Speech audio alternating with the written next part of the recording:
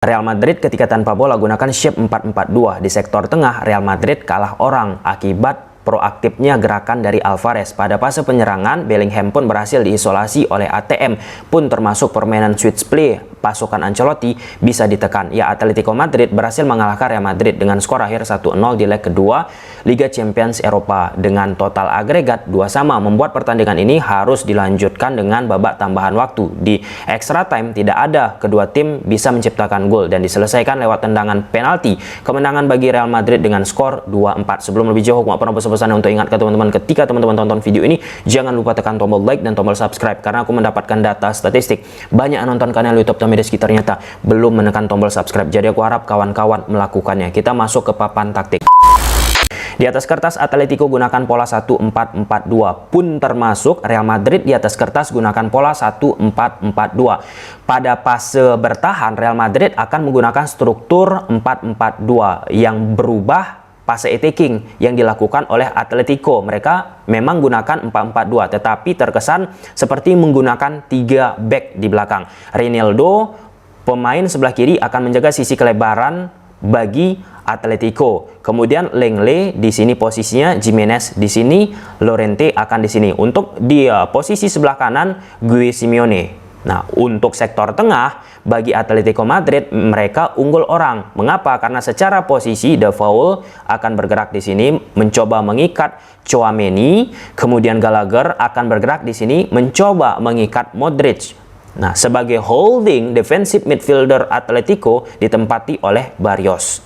Nah, pemain depan dari Atletico, Alvarez, sangat amat proaktif untuk drop ke sektor tengah. Dengan Alvarez terlibat, semakin memantapkan bagaimana superioritas di sektor tengah dimiliki oleh Atletico Madrid. Valverde akan naik, Asensio akan naik, Rudiger akan naik, Mendy akan naik. Jadi salah satu momen build up yang sering dilakukan oleh Atletico Madrid dari posisi belakang langsung diberikan ke Alvarez yang turun mendekat ke 3 pemain Atletico Madrid. Ini proses momen gol pertama yang didapatkan oleh ATM. Berubah kan struktur dari ATM pada fase penyerangan. Mereka meninggalkan 3 pemain di belakang, Lenglet, Jimenez, Llorente. Reinildo itu akan menjaga sisi kelebaran sebelah kiri dari ATM.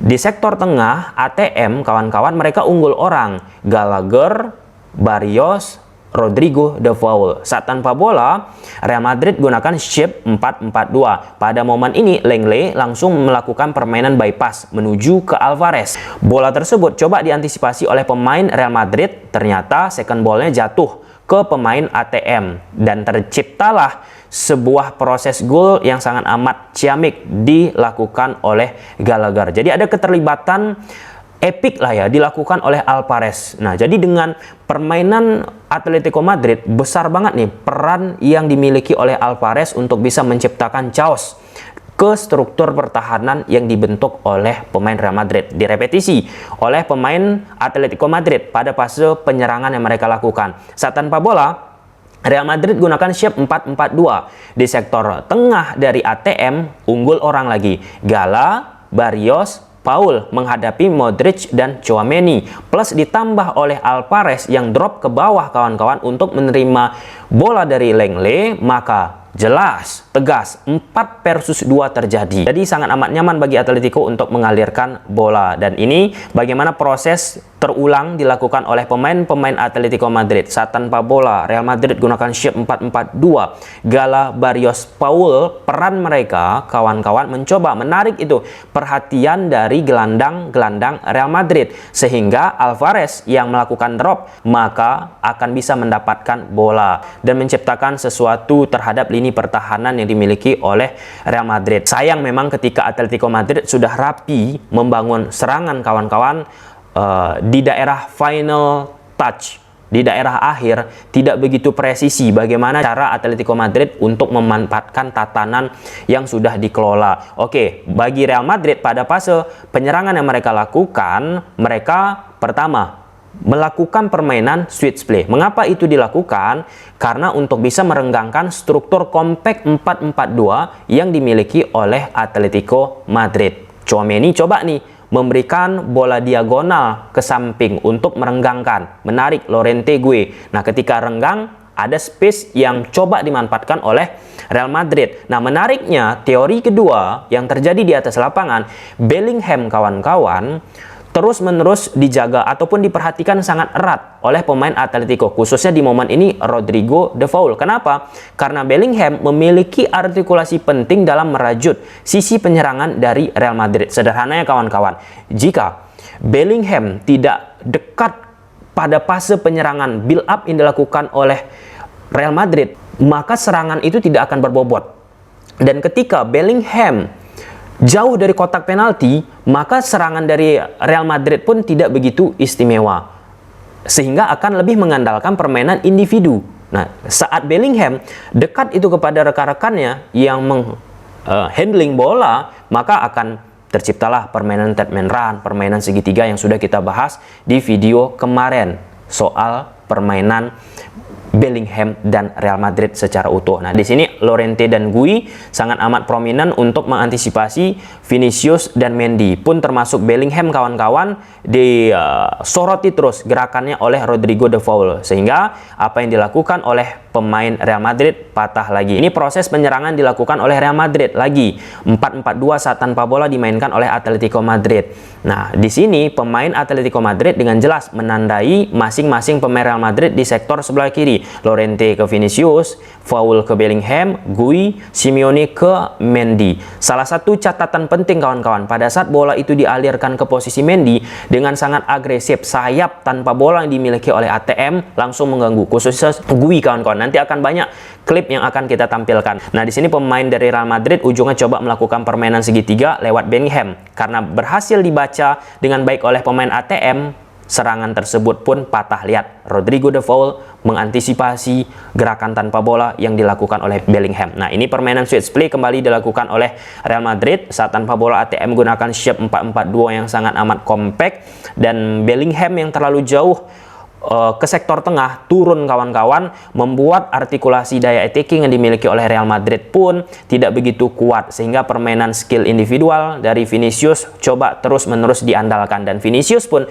pada pertandingan saat menghadapi ATM, terlepas dari penalti yang gagal, memang secara overall tidak begitu istimewa. Nah, ini momen ketika Bellingham dekat ke kotak penalti, itu lebih berbahaya, membuat Llorente fullback kanan dari ATM ke-trigger ke posisi Bellingham. Ketika Llorente ke-trigger ke posisi Bellingham, maka memunculkan ruang terhadap Vinicius yang harus ditinggalkan oleh Llorente. Nah, di sini umpan crossing dilakukan, Vinicius mendapatkan space, dan terciptalah sesuatu terhadap lini pertahanan yang dimiliki oleh Atletico Madrid. Dan ini proses permainan switch play kembali dilakukan oleh pemain Real Madrid. Saat tanpa bola, pemain ATM sangat rapi sekali strukturnya. Nah, di sini bola coba diarahkan ke Mendy. Tadi sudah kita katakan, saat bola ini diberikan ke pemain fullback kiri Real Madrid, maka dengan cepat sayap dari Atletico Madrid untuk mengganggu, mengantisipasi, membuat posisi Vinicius semakin nyaman untuk diganggu oleh Llorente. Jadi berkat ada bantuan sayap kanan ataupun sayap kiri Atletico, membuat fullback dari Atletico Madrid kawan-kawan nyaman juga untuk ekstra fokus terhadap sisi kelebaran yang coba dimanfaatkan oleh Real Madrid, baik itu lewat Vinicius ataupun lewat Rodrigo. Di sini kesalahan dilakukan Mendy, counter dilakukan oleh Atletico Madrid yang berujung sebuah kesempatan tapi tidak optimal. Dan ini persis lagi skematisasinya, Mendy mendapatkan bola langsung di press trigger oleh Gui kawan-kawan, dan Bellingham pun terpaksa harus mundur, drop ke bawah. Dengan konsekuensi ketika Bellingham lebih banyak turun ke bawah, sudah kita katakan ini sebenarnya bukan barang baru kan. Banyak sebenarnya orang sudah membahas Bellingham ketika turun ke bawah, ketika tidak dekat di daerah kotak penalti, maka ya tingkat berbahayanya itu menurun, dan itu mempengaruhi bagaimana permainan Real Madrid seutuhnya. Setelah Real Madrid berupaya lewat permainan build up namun gagal, ya senjata Real Madrid keluar nih. Permainan counter attack, Bellingham ke Mbappe, Mbappe dijatuhkan Lenglet, dan penalti didapatkan Real Madrid. Nah, penalti tersebut tidak mampu dieksekusi secara prima oleh Vinicius. Sampai dengan menit 90 tidak ada tercipta gol, bahkan Atletico Madrid semakin menunjukkan bagaimana defensif yang oke lewat sayap kanan dan sayap kiri mereka, teman-teman, turun ke belakang membantu 4 pemain dari Atletico Madrid. Jadi terkesan seperti gunakan shape 6-2-2. Itu tujuannya apa? Untuk menjaga kelebaran dari Real Madrid tadi. yang terus ditekankan, diperbaiki oleh Ancelotti. Masuk babak extra time, Bellingham pelan-pelan udah mulai meningkat permainannya, tapi tidak bisa lah ya untuk menciptakan gol bagi Real Madrid dan harus diselesaikan lewat tendangan penalti. Kemenangan bagi Real Madrid dengan skor akhir 2-4. Dan ada salah satu highlight yang sangat amat deras ketika Alvarez kawan-kawan tendangannya ya digagalkan ataupun meski masuk dianulir oleh wasit. Ya, berdasarkan law of the game tidak perlu diperdebatkan lagi, jika double touch seperti yang dicontohkan dilakukan oleh Alvarez